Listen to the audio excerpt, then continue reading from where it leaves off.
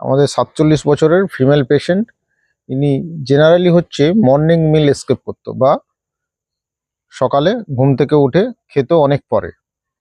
এর ফলে পেশেন্ট আজকে যে কমপ্লেন নিয়ে পেশেন্ট প্রেজেন্ট করেছে সেটা হচ্ছে পেটে আপার অ্যাবডোমিনাল পেন, এপিগ্যাস্ট্রিয়াম রিজনে, জাস্ট এই রিজনটায় ব্যথা হচ্ছে, এই রিজনটায় ব্যথা, সঙ্গে হচ্ছে কালো পায়খানা হচ্ছে।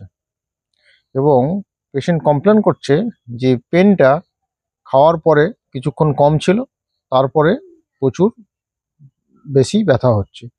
পেশেন্ট একটা প্যান্টোপ্রাজল, ডোমপেইডন কম্বিনেশন ট্যাবলেট এবং মিউকেনজেল খেয়েছে, তারপরেও পেশেন্টের অসহ্য ব্যথা এবং লাস্ট 2 দিন ধরে পেশেন্টের হচ্ছে কালো পায়খানা হচ্ছে। এইসব ক্ষেত্রে আপনাকে ভাবতে হবে, এসব ক্ষেত্রে পেশেন্টের যেটা আমরা বলি যে মর্নিং মিল স্কিপ করা কখনোই উচিত নয়। কারণ যদি অনেক দেরি করে খায় তাহলে তার কিন্তু একটা পেপটিক আলসার বা যাকে আমরা গ্যাস্ট্রিক আলসার বলি অথবা ডুওডেনাল আলসার হওয়ার চান্স অনেক বেড়ে যায়।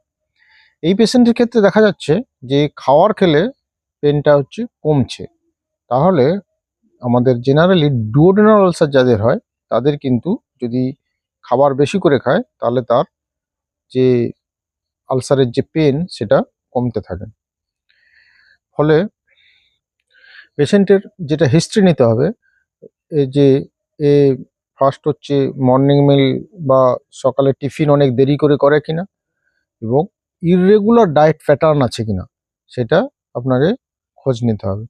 সঙ্গে যেটা হিস্ট্রি নিতে হয় যে অনেক সময় এরা প্রচুর পরিমাণে ব্যথার ওষুধ খায়। ব্যথার ওষুধ খাওয়ার জন্যও কিন্তু এনএসএআইডি ইনডিউসড বা ব্যথার ওষুধ ইনডিউসড হচ্ছে গ্যাস্ট্রিক আলসার বা পেপটিক আলসার হতে পারে। এইসব ক্ষেত্রে আমরা পেশেন্টের যেটা ইম্পর্টেন্ট হিস্ট্রি নেই সেটা হচ্ছে পেশেন্টের ওজন কমছে কিনা।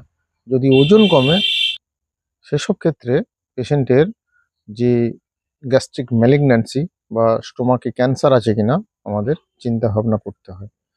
এবার এইসব পেশেন্টকে আমরা কিভাবে ট্রিটমেন্ট করি, ট্রিটমেন্ট প্রোটোকলের মধ্যে ফার্স্ট হচ্ছে ডায়াগনোসিস।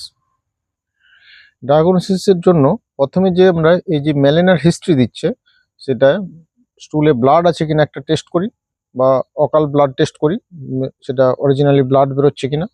তারপর হচ্ছে আমরা এন্ডোস্কোপি করি। আপার জিআই এন্ডোস্কোপি করলে দেখা যায় যে এর পেপটিক আলসার বা ডুওডেনাল আলসার আছে কিনা বা কোনো ম্যালিগন্যান্সি আছে কিনা সেটা কিন্তু কনফার্ম হওয়া যায়। আপার জিআই এন্ডোস্কোপির পর আমরা সেকেন্ড যে টেস্টটা করি সেটা হচ্ছে আপার অ্যাবডোমিনাল এবং লোয়ার অ্যাবডোমিনাল আলট্রাসোনোগ্রাফি। তারপর যে মোস্ট ইম্পর্টেন্ট পেশেন্টকে অ্যাডভাইস দেই আমরা যে খাওয়ার ডায়েট হচ্ছে একদম টাইমলি খেতে হবে। মর্নিং মিল কখনোই স্কিপ করা যাবে না বা ব্রেকফাস্ট বা টিফিন সকালের কখনোই স্কিপ করা যাবে না।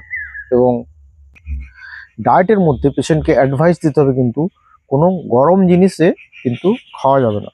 সেকেন্ড হচ্ছে মশলাযুক্ত খাবার বা স্পাইস, সঙ্গে কোনো গরম খাবার খাবে না। গরম খাবার সবসময় ঠান্ডা করে খেতে হবে।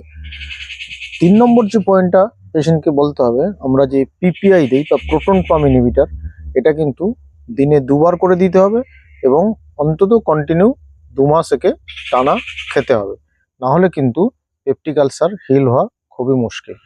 অ্যানাদার মোস্ট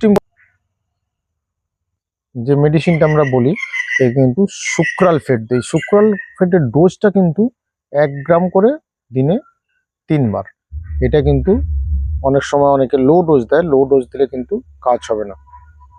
যদি পেশেন্টের গ্যাস্ট্রিক ম্যালিগন্যান্সি হয় বা স্টোমাক ক্যান্সার বা হচ্ছে